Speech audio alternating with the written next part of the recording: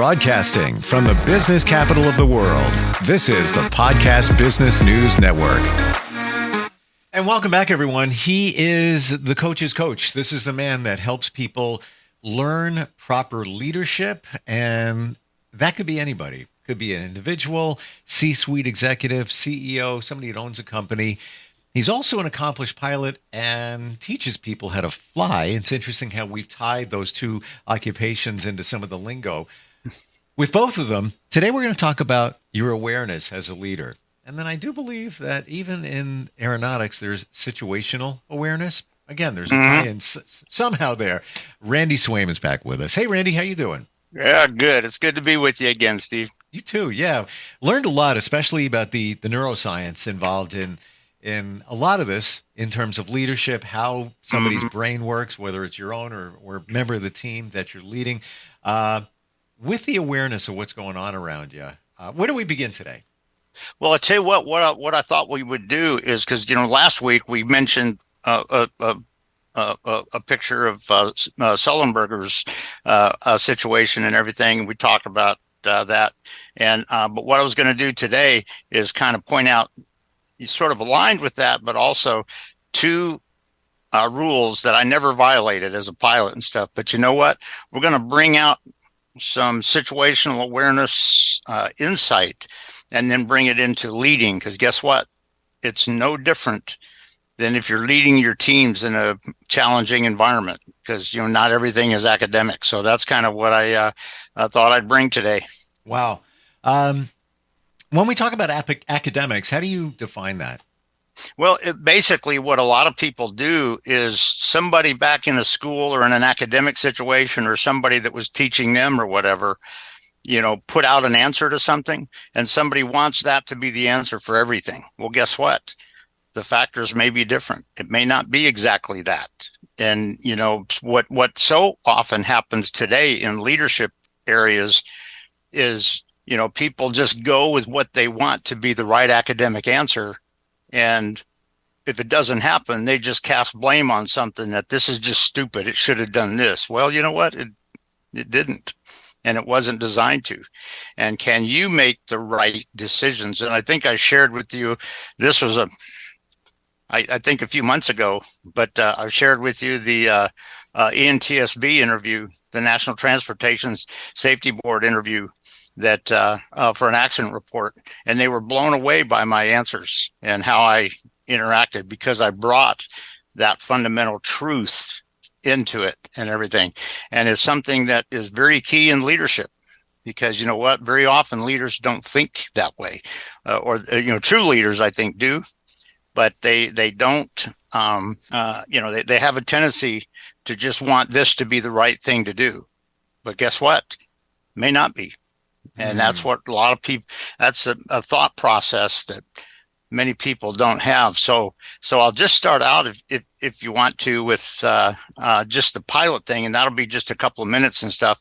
And then we'll bring it over to a leadership aspect about it, if that works for you. Yeah, absolutely. Cool. I find it interesting how we learn how the mind works. And I don't want to be negative here, but the mistakes that people are making. And you know what? They're not deliberate mistakes they're making. Right. The mistakes come from their lack of awareness of the situation and the lack of the real successful strategy to get there. Sure. And that's what many people have missed. And I'll tell you, when we were talking about Sullenberger last week, we were talking about how what he did, his choice to land in the river up there, was exactly the right choice, given the situation and given his experience and his expertise and his skills and all of that. And everybody survived, everybody lived, kind of thing, didn't kill anybody. And I'll just say this just very quickly. The two rules, I think I shared these about a year ago on a show, but I posted them on my social media again just a couple of days ago. But the two rules that I went with in my flying career, one rule is what I said is, if I'm getting ready to take off and there is no plan B, there is no option, the first plan has to work or it's catastrophic. If that's the case, and guess what? That usually isn't, but if that's the case, then I would not take off. If that is the only thing, I would not generally take off unless there was some real critical factor, like the airport's blowing up or whatever, kind of thing. But the second rule of it too is one of the things that I always said: if the last 5 minutes of this flight kind of reads like the first paragraph of an accident report, then I was going to change what I did and stuff like that. So, and if you think about it, when you talk about, and one of the things we talked about with Sullenberger is the fact that a lot of people said, well, he should have just gone over to Teterboro. And I brought out several factors that could have made that not work. And he could have killed himself, the people in the airplane, and people on the ground, possibly, if he did that. So the choice he made was totally correct. But I will say this, that when you're talking about unexpected situations that happen in flight, guess what? A lot of it is unexpected. You can't just rotely go back to some rote academic thing and then consider, well, that's a solution. May not be, because you know what? When you bring certain decisions in, sometimes some other factors come in that brought in that you didn't realize. And are you aware of that? And to be honest with it, sometimes, and this is sort of a little bit of a takeaway, but sometimes a situation in flight could be so drastic and dramatic that the best thing the pilot can do, if you're halfway across the Atlantic Ocean and all of this stuff starts failing on your airplane, guess what? The best thing you might do is what Sullenberger did, and that is come in and land the airplane on the ocean and everybody get out in the rafts, kind of thing, possibly, kind of thing. And there's other times where, depending on the situation, I know the airplane that I teach in, the jet airplane that I teach in, if you had to emergency extend the gears, guess what? If one particular piece of it doesn't work right, the gear will never lock down. And in that case, it's a lot better to just land gear up and belly land it rather than doing it. And sometimes, depending on the circumstance, the pilot may need to just bring it back into a smooth and gentle belly landing to save everybody, and so it's not that everything is just rote academic and filling squares.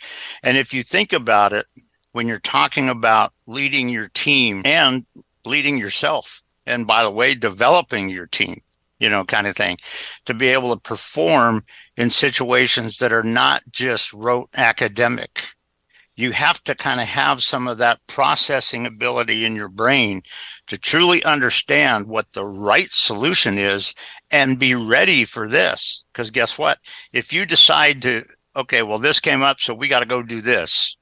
That's what a lot of people think about. But you know what? As soon as you kind of do that, other factors can sneak on that you didn't expect. And they may cause you to adapt it a little bit different or adjust a little bit different way in what you're doing. And you've got to be able to do that. And in some cases, you got to realize that the true solution to the factor that you're trying to achieve here is different when those factors come on scene that you didn't expect, or when you made this choice, and because the choice is a little bit different, it makes some of those factors that were involved interact differently. They may interact in a more critical, disappointing way that you didn't expect. And are you aware of that? And are you aware of truly what you need to do and your team needs to do? And so it's when you look at it from that standpoint, and leading teams in this unexpected, challenging environment where it's not everything's just rote academic, you got to, and you talked about neuroscience, absolutely. You got to have your brain ready so that your frontal lobe can process it correctly, have a true insight as to what it really is without letting it just shut your brain off. Well, that should have been like this, but you know what? It wasn't. And to be able to process it adequately, and also to be able to make the choice where you may have to tweak it, you may have to adapt it, because when you made the change to go in this direction, given the situation that came up, guess what? When you do that, there may be another factor or two that come in that you didn't expect because of that. And do you have, when you're talking about leading teams in a situation and environment which is not totally academic and not totally simple and not totally just front page clear, kind of thing, guess what? Sometimes it's not as clear. And if you think about that aspect with the pilots where they're coming in, sometimes depending on what you're doing, if it's a direction or if it's a solution that you have to get to kind of thing in a challenging situation, then one of the things that you have to be aware of is how are you going to do that, but also realize that in some cases, the success to that situation is this and not, that, kind of thing. It might be kind of like landing the airplane, belly landing kind of thing, if you had to. It might be that, well, this will get us there, but it only gets us that far above the minimum thing required. It's not really giving us what we want, but you know what? That can get us there. And let's be aware as we're going forward. And it's one thing to realize that when you're talking about challenging situations, do you have clarity on that in your processing in your brain? Do you have clarity on the factors that you didn't think? Do you have clarity on the fact that if you're planning on plan B instead of plan A, what if plan B doesn't work the way you thought when you apply it? What are you going to do? What are you going to adapt? What are you going to change? What are you going to do to give yourself the chance of making it totally successful? And when you think about this too, there comes the whole point of developing your team to be successful in a challenging environment. And, to what extent are you, having conversations with your team, not to tell them you got to do this, but to give them the insights that will let them process that and kind of get a sense of it. Because a lot of times, if you have, say, 8 people on your team out there in the midst of all of this, there are some times where if you've got your team the ability to develop that processing ability and that situational awareness and that understanding and that good vision kind of thing, you may have one of the people that catches a real satisfactory solution strategy that nobody else on the team saw, including you, possibly. And so, it's one thing to understand how you're truly in challenging situations that aren't just rote academic. And let's face it, most of our world today is not totally academic kind of thing. There's some academic aspects of it, true, but the bottom line is when you're talking about this aspect of organizational maneuverability and the aspect of being able to perform in a situation or an environment or a scenario that maybe had factors in it that you didn't even know were there. And boy, they're coming on scene here. How do we keep going? How do we get to success with this? And what do we need to do? But the other part of that too is when you think about it from the standpoint of your team, what do you need to do? What are some of the conversations you need to have with your team that gets them sensing it? And here's the thing, in order to really get them prepared for that, those conversations have to happen even before they need it.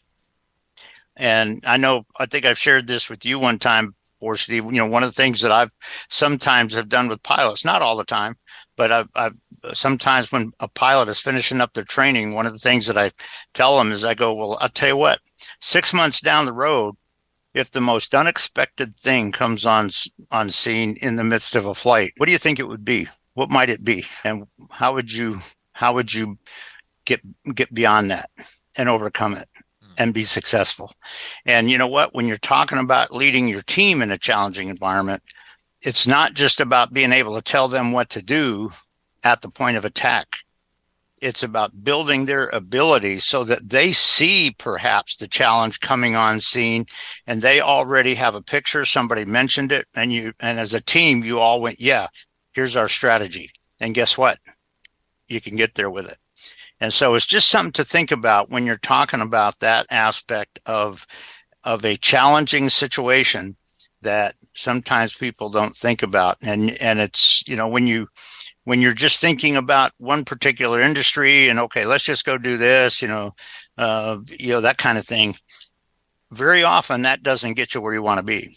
And the other part of it too is if you think about it, where it gets you beyond where you were, not just the return on it, but when other people experience something different about the true success and the vision and the strategic aspect and the situational awareness of you and your team, they want you to be more involved in the company sometimes, or some of the people that are aware of what you did. And when they become aware of it, a lot of times they can go, oh, wow. And they want to stay connected with it. And guess what? When you're bringing that along, very often you're bringing a real majestic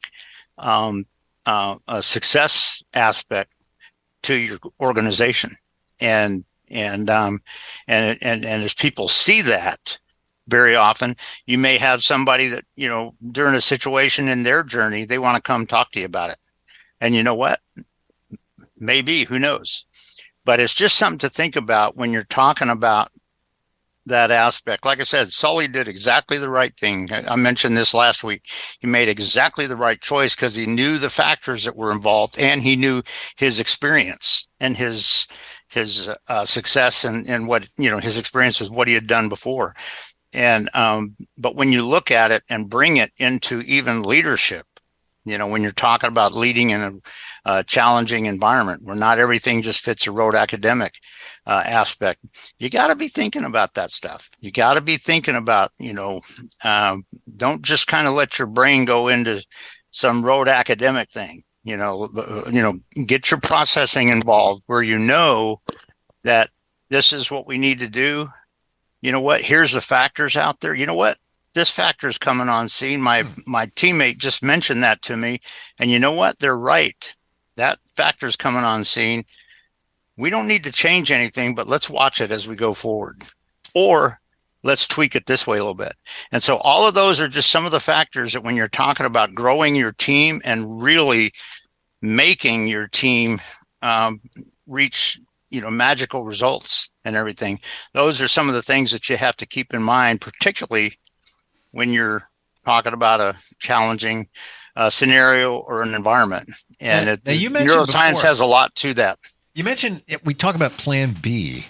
Yeah. Should you always have a plan B, or is it, plan B is going to change? I mean, look at Sully over the Hudson. Yep. He could have had a plan B. Someday, if I lose an engine, if I'm near water, I'm going to land on the water. All right, easier said than done. Possibly, yeah. Because there's going to be all different factors involved. But should you be thinking plan B? Should you have a plan B floating in your mind? What I would say is that if I was coaching somebody and they asked that question, I would say, well, pick a situation where you find a little bit challenging coming up. And they might kind of relate that to me. And I'd say, okay, what's your plan B for that situation? Mm-hmm. And then after they maybe tell it to me, then I would ask them this question to go along with what you just said. It's sort of an answer to your question, but the next question I would say, and to what extent do you have to adapt your plan B on the scene, on the situation and stuff like that, and get them thinking about it? And it's like, oh yeah, you know what? Oh, yeah, I got to be aware of this. I got to be aware of that. Okay, so your awareness is going to be watching for that, right? Yeah, good. So the bottom line is, I would say that you always have to have an aspect of at least some initial thinking and processing about if I have to have a plan B, particularly if it's a critical situation, like in piloting. If it's something where the airplane's going to blow up and everybody's going to die, you better have a sort of a plan B to the best that you can, kind of thing, to hopefully do it before it gets there. But the other part of it is that it's good to have some backup plans, but the backup plans are not totally academic. They're not just, well, shut that aside and just do it this way. Well, you know what? doing it that way, you're probably going to have to adapt some also. Yeah. And that's the thinking and the processing that people have to have, leadership teams have to kind of be aware of, so that when unexpected factors come on, they can still get successful results. And that's a challenging aspect of it. So I think it's always good to realize that you got to have a plan B. Now, I will say this, that plan B may not be all academic, but you have a sense for what factors may come on scene and what would we expect to probably come on scene that we didn't really expect to. And if that happens, what do you think we're going to do about it? But are we also ready to adapt that a little bit as we go forward? And so this aspect of plan B is not just a rote academic. We're going to do this, this, this, and this, kind of thing. It may be a little bit different. And here's how we're going to be aware of how we're going to adjust that, how we're going to adapt it, and how we're going to make it right. So it's just an interesting concept when you're talking about leading teams in a challenging and sometimes an unpredictable situation, because factors are not always just what you expected. And so the processing of being able to make the right decision based on the evidence that you're seeing, and you're ready if, when you make that adjustment, another factor sneaks in that you didn't expect or whatever, can you tweak it? Can you have the processing ability as a leader for your team to adjust that and adapt it? And have you developed in them the ability to sort of think about aspects where at the point of attack, they need to tweak it like this for the benefit of the team. Sure. That can be huge. And so it's just an interesting point when you're talking about these unpredictable and challenging environments and scenarios. But it's an interesting pilot sort of mindset. But in leading your team, it's also key, and having an understanding of what the plan B might be like. But you know what am I going to be aware of where I need to tweak that? There might be some times where all of a sudden the plan B, because of factors that come on scene, the plan B, no, we don't do that. Now we're going to tweak it a little bit and do this. But it's just, like I say, it's just something to think about when you're talking about those kind of challenging situations. I don't think there's a better example than Sullenberg.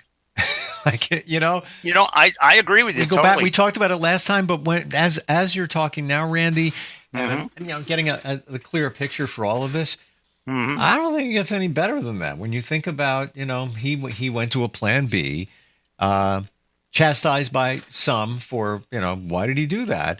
But your point, and I'm not a pilot, but I completely agree.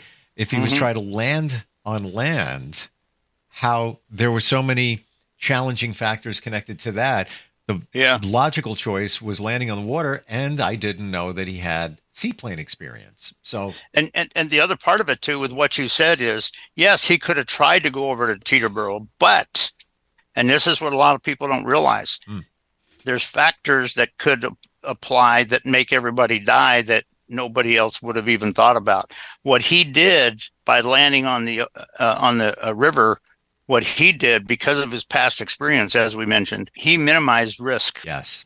And that, when you're talking about you're changing your plans, you want to do it where it can give you success, but it also minimizes the real risk. Because had he tried to get over to Teterboro, and I mentioned this last week, and there's some turbulence on final, guess what? That airplane would have sunk in and maybe hit the ground a mile short of the runway and took out an apartment complex, and there would have been a lot of innocent people dead.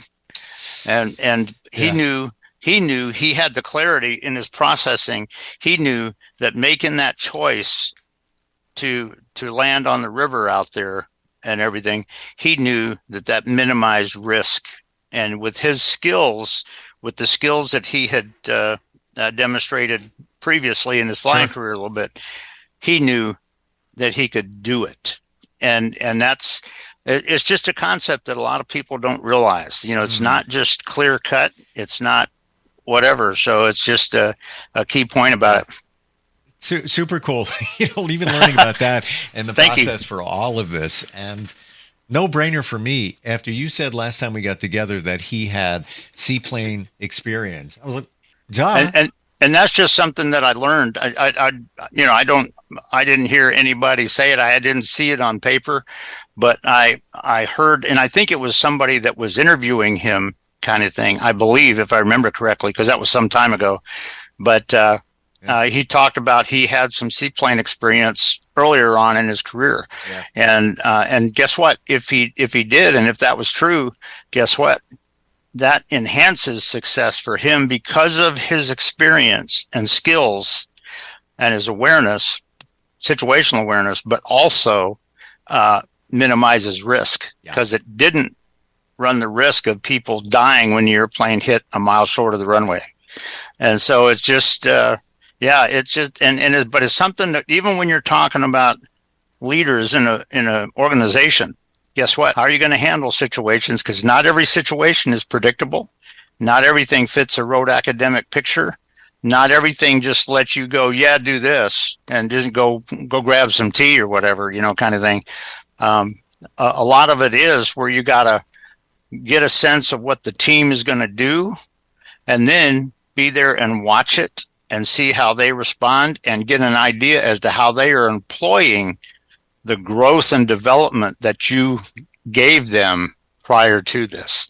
And that's a key point that people need to think about. And so many people don't, because they have a tendency to just think rote academic. And that's not what you want to do when you're leading a team in a challenging situation or, challenging environment. And this is just a piece of what you teach and coach people on.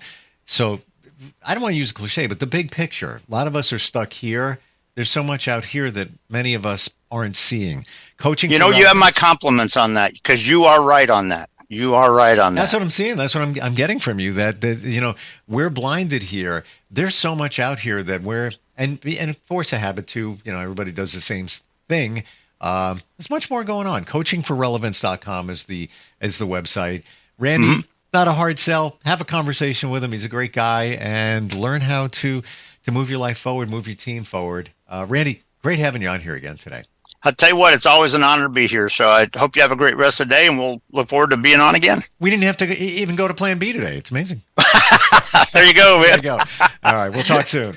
Okay, take care. Hello, I'm Randy Swaim.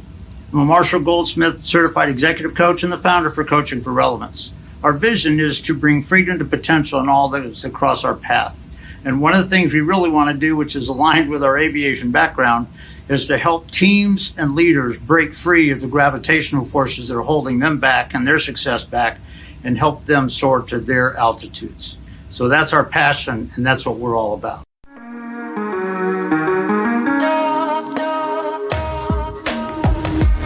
Broadcasting from the business capital of the world, this is the Podcast Business News Network. Of course my kid's in the right car seat. Well, I think he is. Yeah, my kid's in a booster seat. He was ready to move up. He is ready, right? Her car seat looks like the right size. There are probably rules on when to move up to a booster seat, aren't there? Rear facing, forward facing? I think I have it right. Car crashes are a leading killer of children 1 to 13.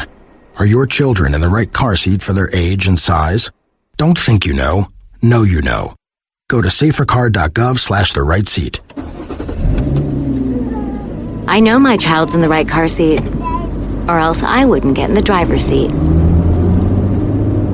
Brought to you by the National Highway Traffic Safety Administration and the Ad Council.